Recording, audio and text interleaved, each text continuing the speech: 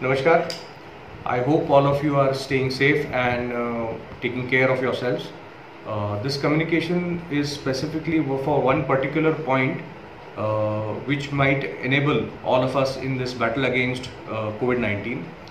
So, as we all know, that the mortality rate associated with coronavirus is about 4 to 5%. That is where the real scare is. And if we can manage to take the mortality rate down to 1%, then I think we will win half the battle against coronavirus until the vaccines is discovered and it comes in.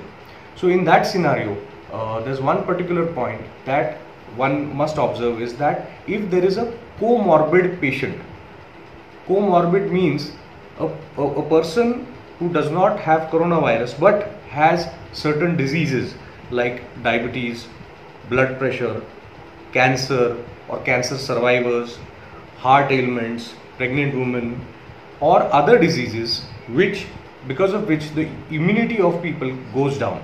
We must make a list of these people and with their contact numbers, and also make sure that their treatment is going on regularly.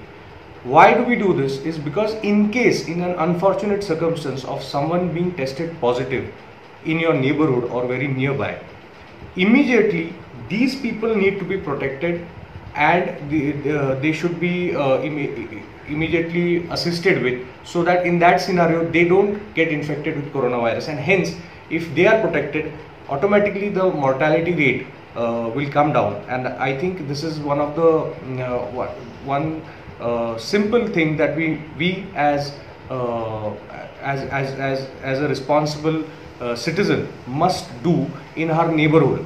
So I appeal to all the people who are staying in the societies that do come forward and make such lists of comorbid patients, and also for the people residing in the slums, and those active citizens must make sure that if such kind of information is available, it is also very easier for the administration to take care of such people and make them stay away from the fateful disease that we are all battling in.